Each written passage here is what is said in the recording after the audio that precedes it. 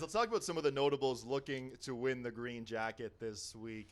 Collin Morikawa, 2 runner-ups this season, came up short last year at the Masters to Scotty Scheffler. What are you looking to see from Morikawa this week? I really like Morikawa, guys. I'm high on him this week. He also had a 5th place finish. We go back a couple of years ago. He's 5 for 5 cuts made here. But for me, since we kind of made the changes to Augusta National back in the early to mid 2000s, the players that win here over the last 15 years typically are the game's best iron players. And when Collin Morikawa knows that he can aim left and the ball's going to fall right and you can believe in that fade, you know, Golden Bear won 6 of those doing that around here. So I don't buy into the theory or the notion you have to hit draw to win at Augusta. I think that's BS.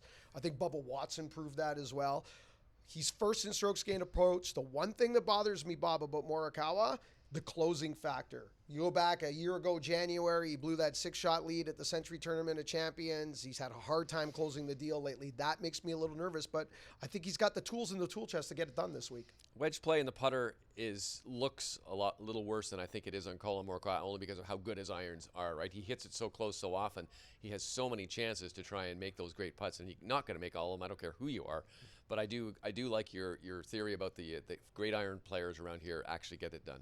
His worst finish in the majors last year, T16. So he played very well in the major championships last year. Now, speaking of players who played very well at majors last year, Xander Schauffele. Well, he won 2 of them last year, but Bob, he had the injury this year, the rib injury. His last start was sort of the best we've seen him at the Valspar. What are your expectations for Schauffele this week? They're not as high as I would have hoped them to be. Obviously, he's coming in with a little less form than he has before, but it's basically because he's playing catch-up. He was injured. He's got that rib injury. It's one of those injuries where you can't go and even chip and putt, right? You just have to completely let it heal. He said he's coming in here feeling confident. He likes where he is. He's been allowed to kind of work at full speed on his game, which is something he hasn't been doing for the last little bit. So, you know, he may surprise us. Don't forget, as you said, he won 2 majors last year. He's coming in with that sense of confidence now. I know how to do this. I've done this before. I can win it. And I think that's a huge step for any good player like him. How about Ludvig Aberg, Mark? You saw him win the Genesis at Torrey Pines.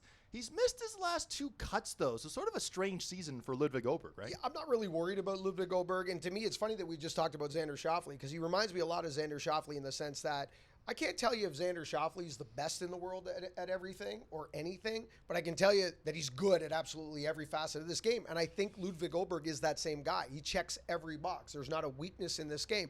But one of the things with Ludvig, I think, is one of those things you can't chart. It's the intangibles. It's something that we don't pick up in data, and it's something that we can't find in strokes gained putting or strokes gained approach. Stood with him, Bob, on the 72nd hole, Genesis Invitational. Of course, we had to play it at Torrey Pines due to the fires in Los Angeles. That is one of the straightest, hardest fairways to hit on the PGA Tour, that 18th hole at Torrey Pines. It's a bowling alley. He stood up there knowing he needs birdie to win, hits it as hard as he can right down the middle, onto the green, 2 putts from 60-plus feet, etc., wins the Genesis Invitational. There is ice in his veins, Bob. Isn't that the sort of the best part of it, is that he doesn't know what he doesn't know? Yeah. You know, he's so young.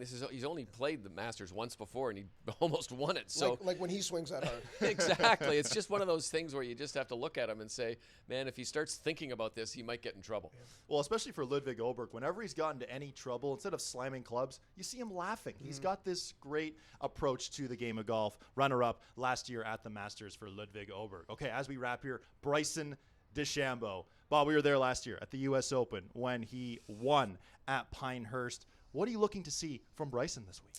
I'm big on Bryson. I think really he's got a great shot to win this. He's, of course, walked back those comments about the fact that this is a 67 par. He realizes it's a little bit more than that now, yeah. I think. He really hasn't played all that well up until last year when he finished tied for 6th. But what a year he had in the majors, of course. In addition to that win, as we pointed out at the U.S. Open, he was 2nd at the PGA Championship, tied for 6th here. So I think he knows how to get it around this golf course. I think he might surprise a few people here this week. The only thing I'd add on Bryson, guys, is occasionally when he's not playing well, he has a hard time keeping the golf ball hole high with the irons because he plays those one-length irons. He can de-loft them at times. I don't think there's a golf course on the planet where you need to be hole high more than here at Augusta National. So in my mind, if Bryson plays well, he controlled the distance of his irons probably better than he has any other week of his professional career. It's been quite the turnaround for Bryson DeChambeau. Many could argue he's the most popular player in the game of golf right now.